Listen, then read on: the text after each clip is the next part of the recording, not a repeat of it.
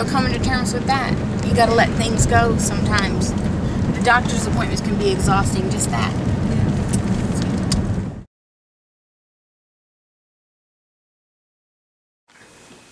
Is it on? Mm-hmm. So, we're in the doctor's office now. I just had to weigh in. I weigh 175. I cannot believe that. That's huge. So I definitely picked up some weight. My usual weight is about 155. No, that's not true. About 165. So I gained about 10 pounds since being on the prednisone, the steroid. And the solumedrol. And the solumedrol, which is the high-dose steroid, the IV that I had to take. How much you weigh, Pops? I've had 2 solumedrol treatments. So if you say 10 pounds for each solumedrol treatment, take whatever. 214. See, I try to stay on track, but when you got a circus with you, you see how it works. Call us a circus? Jesus. Why? He said his face don't look fat. His face don't look fat. Wait. Last time I looked like, when I was 175 last time, my face was fat. You don't look You fat. look like Pacquiao's hit you about 50 times. Whatever. Yeah. And You see what I have to deal with. But no, that one, my wife's here, my lovely parents are here, my great support group, so. Me. Finger up and down, smile for me real big. Good, stick out your tongue. Good. Hear me okay? Hear me okay? Feel it everywhere. Yeah. Same thing, hands. Relax that foot all the way.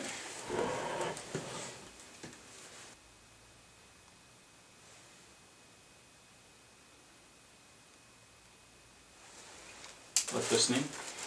Kick out. Kick out. Pull back. Pull back. Lift your feet up. Spread out your fingers. Close your eyes. Touch your nose with that finger there. Good. And now on the other side. Of course, you know, Papa's been through all that, so he's back here dictating. They'd do all that to you too. Several times. when I get that pin all the way up and down my arms It and feels weird. face. And Oh, the little needle. Could you feel it? that's why I get that Parsonage-Turner syndrome. The who syndrome? Parsonage-Turner syndrome. Explain that to what does that mean? To him? Right there? Parsonage-Turner syndrome. It's like bad turnips when you buy them at Kroger's. Stupid. So, you know, at this point, you know, at this point you do need additional workup to try to find out, you know, exactly what may be going on, including potential things that may mimic multiple sclerosis.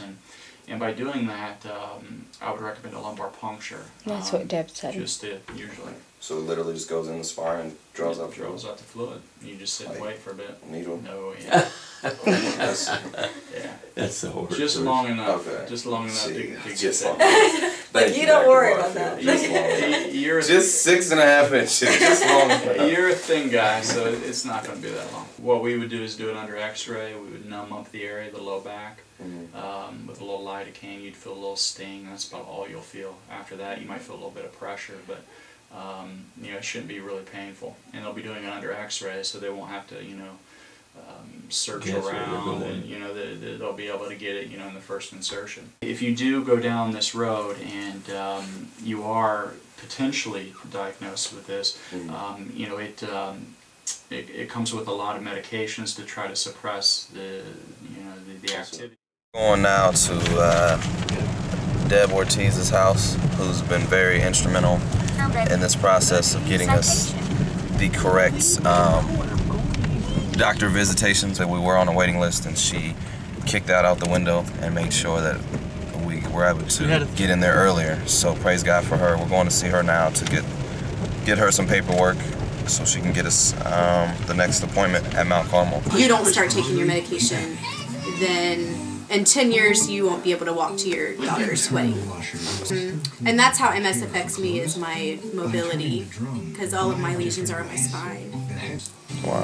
And the spine is what affects, you know, your walking and whatever. So mine's been kind of just like a slow progression, because I've kind of had symptoms off and on for 5 years, since Malia was a baby. And oh wow, okay. yeah, I had my first EMG when she was a baby. Did you lose your sight at all or anything like that? Like, nope, because I don't have. So you didn't. Yours wasn't in the brain. Yeah. So wow, I know okay. it's kind of. I know it's That's kind of interesting. like it is interesting. Wow. I know it's pretty. Amazing. How is the puncture though? I need to hear it from you because everybody else keeps telling me. The puncture itself was a piece of cake. Really? I mean, yeah, they just. I mean, but like I told you Chocolate before, or vanilla? I've had 3 epidurals. Okay. She said lay down all day long. She did tell me that. She did not tell me to lay flat, no pillows, no nothing. And did she mention the caffeine intake too? She did mention the caffeine intake. She told me 1 liter that day of caffeine. Okay. Now, and I didn't do the liter, so that was one instruction that I failed. Okay. I think I did half a liter. And But about laying down again, that's what he's talking about on the way over here. Laying flat. Stomach, back, or is it just like back? Back. Yep. No pillow. No pillow. But if you don't follow those instructions, you will encounter the worst experience of your life. I can tell you that after 3 kids, that was the worst experience. That's why I wanted to reiterate with you. The squad had to come and get me. That's how bad it was. Wow. Because I couldn't get up for them to actually put me in the car to take me to the hospital because I was so... It's a lot of pain. But that wasn't the worst experience. The worst experience was the actual blood patch. It's the most excruciating. I mean, it is just because they're putting a needle in your back again. Oh, geez. And then they're drawing your blood from your arm or wherever you can. They're waiting for you to get, what, 20 cc's of blood from, they're trying to get it. They couldn't get it from my arm. They would get 8 cc's, and they're like, so they would have to take that out and then re-stick me somewhere else. Oh, man. And then the whole time, the needle was in my back because they have to have the blood simultaneously in the back. They're taking the tube and it's going into your back to stop that. The blood stops the fluid from going to your head. So definitely some strenuous procedures going to be taking place. Not looking forward to that lumbar puncture at all. They said the needle, well, I can just imagine the needle's probably pretty big. I'm not looking forward to that, but the whole process, you know, I feel good. You know, I trust God.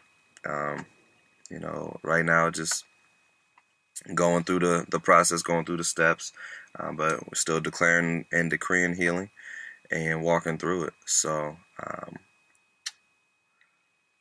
that's the end of that summary. Peace. It's picture perfect, high quality.